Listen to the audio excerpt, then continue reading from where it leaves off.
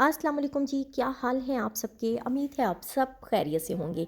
Easy life idea vlog में मैंने अपनी व्लॉगिंग का स्टार्ट किया है मॉर्निंग से। और जनाब आज मुझे सुबह के टाइम बहुत ज़्यादा जल्दी है, इसीलिए मैंने तेज़ी से ना चाय को रेडी किया। साथ में केक रस आए हुए हैं और साथ में मियाँ साहब जो है मेरे हस्बैंड वो लेकर आए हैं रस। जल्दी से मैं आज ब्रेकफास्ट करूँगी और जल्दी से बाहर निकलती हूँ और रास्ते में आपको बताती हूँ कि आज मुझे इतनी ज़्यादा जल्दी क्यों है और किस काम से मैं जा रही हूँ। तो बहरहाल मैंने नाश्ता जो है ना आज बहुत तेज़ी से किया और जल्दी से मैं तैयार श्यार हो गई, क्योंकि मुझे ना अब बाहर निकलती हूँ तो मैं आपको बताती हूँ। ये देखिए जी, नाश्ता तो मेरा जल्दी से हो गया और मैं आ गई हूँ बाहर। मैं आज जा रही हूँ बच्चों की ये स्कूल में उनकी बुक्स लेने के लिए, कॉपीज़ लेने के लिए। और ये जो आदमी आपने देखा ना गेट के बाहर बैठा हुआ है, ये एक्चुअली सुबह सवेरे अपने दांत साफ़ कर रहा है। खैर हम तेज़ी से जा रहे थे, क्योंकि कल भी मैं स्कूल में गई थी और स्कूल में ना कैंटीन जो है ना जहाँ से बुक्स मिलनी थी वो कैंटीन बंद हो गई थी। तो मैंने सोचा कि आज सुबह सवेरे जाती हूँ, इस काम को क्लियर करती हूँ, क्योंकि बच्चों की नई क्लासेस जो है ना वो स्टार्ट हो गई हैं। लेकिन ना बच्चों की बुक्स वगैरह जो है ना वो बहुत मुश्किल से मिल रही थी। मतलब एकदम ना ये बुक्स वगैरह का इतना लोड पड़ जाता है कि बुक्स वगैरह ना दुकानदारों वगैरह के पास ना ख़त्म हो जाती हैं। फिर वो कहते हैं कल आना परसों आना, इसीलिए मैं सुबह सवेरे निकल गई कि कहीं आज फिर मेरे साथ यही प्रॉब्लम ना हो जाए। तो शुक्र अल्हम्दुलिल्लाह माशाल्लाह सारी बुक्स मिल गई हैं। और मैं और मेरी बेटी हम दोनों मिलकर ना घर आकर इन चीज़ों को देख रहे थे कि बुक्स भी क्लियर हो गई हैं, कॉपीज़ भी क्लियर हो गई हैं, सब कुछ ओके हो गया है। खैर हमने सारी चीज़ों को ना देखा, माशाल्लाह सारा कुछ हमारा हो चुका था।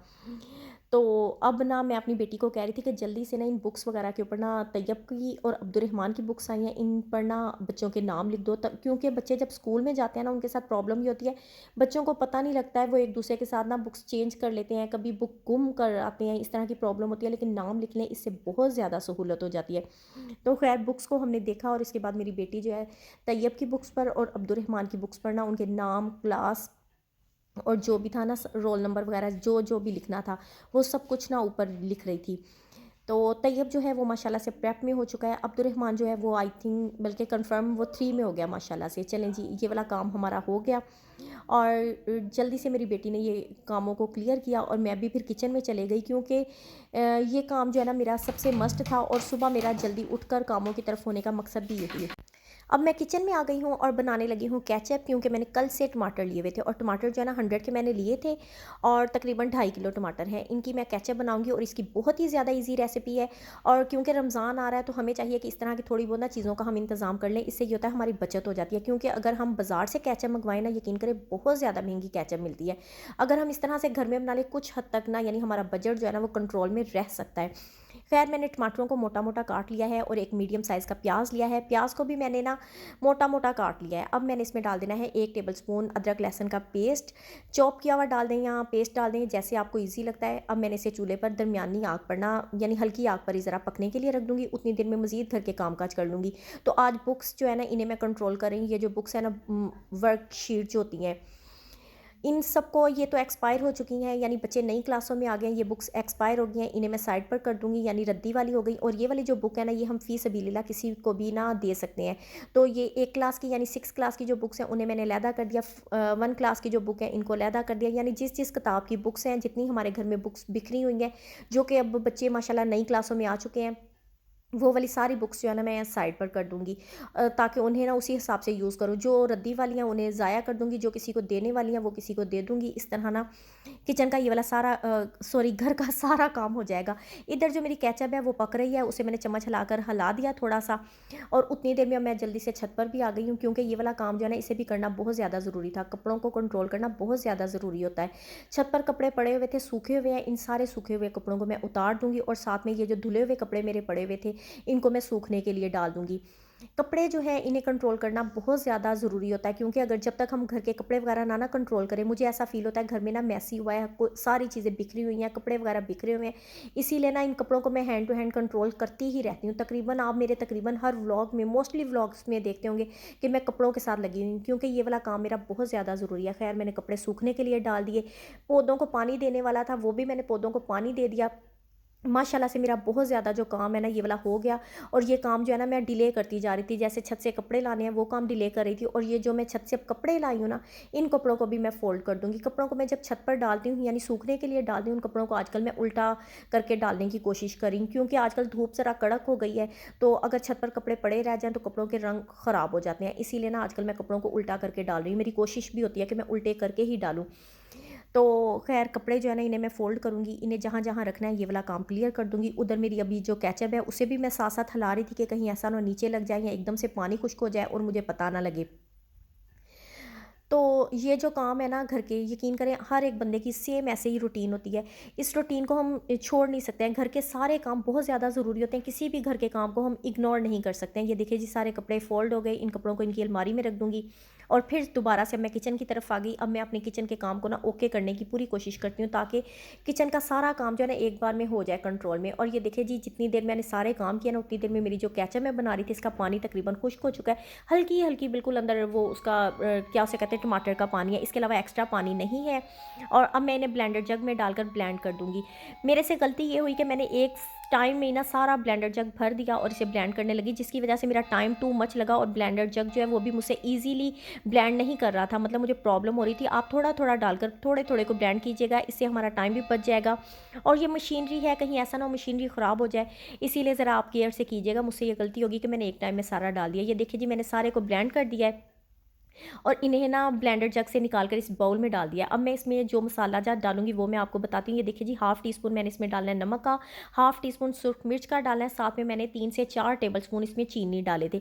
मैंने इस स्टेज पर चीनी डाल दी, बट जब मैं पका रही थी उस टाइम मैंने मज़ीद इसमें चीनी डाली है, क्योंकि जो खाना होता है ना हम जब भी बनाते हैं बार-बार चेक करके एग्ज़ैक्ट उसका फ्लेवर करके ना हमें बनाना चाहिए। अब मैंने तकरीबन 4 टेबलस्पून जो है ना मैंने सिरके के ले लिए हैं। अब इन सारी चीज़ों को खूब अच्छे से मिक्स कर दूँगी और इसके बाद इसे दोबारा से देचकी में डालकर पकने के लिए छोड़ दूँगी। लेकिन ये अब मेरी तकरीबन काफ़ी हद तक थिक हो चुकी है, इसीलिए जब मैं बनाऊँगी मुझे ज़्यादा मेहनत नहीं करनी पड़ेगी। अगर आप टमाटरों में भी काफ़ी ज़्यादा टमाटरों ने अपना पानी छोड़ा हो तो आप ना टमाटरों को वो कर दें, क्या उसे कहते हैं, ब्लेंड कर दें, तो फिर टमाटर जब हमारे ब्लेंड हुए होते हैं ना बहुत ज़्यादा छींटे उड़ती हैं। इसीलिए आप कोशिश कीजिएगा काफ़ी हद तक इसका पानी जो है ना वो खुश्क हुआ हो। ये देखिए जी अब मैं इसे पकने के लिए छोड़ दिया, साथ में मैं इसका नमक मिर्च और चीनी सिरके का फ्लेवर सारी चीज़ों को चेक कर रही हूँ। तो माशाल्लाह से ये काफ़ी हद तक ठीक हो गई है। इसके पकने की निशानी ये है, देखिए मैंने डाला है, ये अपनी जगह से नहीं हिली है। सेंटर में मैंने अपनी फिंगर के साथ इसे किया और ये आपस में नहीं जुड़ी है, यानी इसके अंदर से एक्स्ट्रा जितना भी वाटर था वो सारा खुश्क हो चुका है। यानी कि मेरी केचप जो है ना ये बन चुकी है। बिल्कुल ओके हो गई है केचप। तो अब जनाब मेरा बेटा जो अब्दुर्रहमान है वो ले आया है गोलगप्पे अपने लिए। तो मेरी बेटी नूरुलैन जो है ना ये उसके लिए डाल रही थी, मैं भी साथ साथ उसके बर्तन वगैरह रख रही थी। और आजकल बच्चों के बस स्कूल 1-2 दिन में खुल जाने हैं, 2-3 दिन इनके हैं, बस इंजॉय कर रहे हैं बच्चे। खैर गोलगप्पे जो है ना ये तो यकीन करें हर एक के मुंह में ना गोलगप्पों को देखकर पानी आ जाता है, यकीनन आपके भी मुंह में पानी आ गया होगा। तो इंशाल्लाह मैं सोच रही थी कि गोलगप्पे जो है ना बहुत ज़्यादा टेस्टी होते हैं। मैं कोशिश करूँगी कि मैं घर में ही ना गोलगप्पे बनाकर दूँ। इंशाल्लाह जब भी मैं गोलगप्पे बनाऊँगी ना इसकी रेसिपी आपके साथ ज़रूर शेयर करूँगी।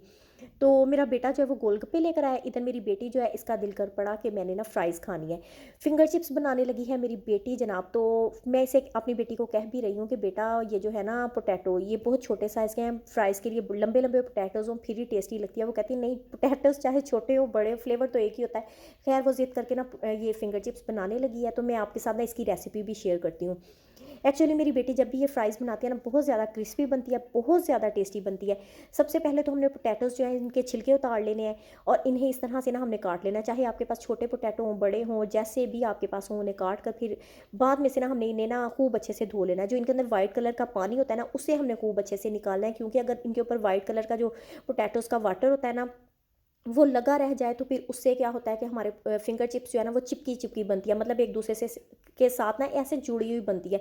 अगर इनके ऊपर से खूब अच्छे से पानी उतार लें, वाइट कलर का पानी मुकम्मल ख़त्म कर दें, उससे हमारी जो चिप्स है वो बिल्कुल ऐसे अलहदा-अलहदा उसके दाने बनते हैं। अब इसमें ना हमने तकरीबन 3 से 4 टेबलस्पून डाल दिए हैं कॉर्नफ्लोर के, हाफ़ टी स्पून नमक का डाल दिया है और इसने ना 1 एंड हाफ़ टेबलस्पून इसने सुर्ख मिर्च का डाला है मेरी बेटी ने।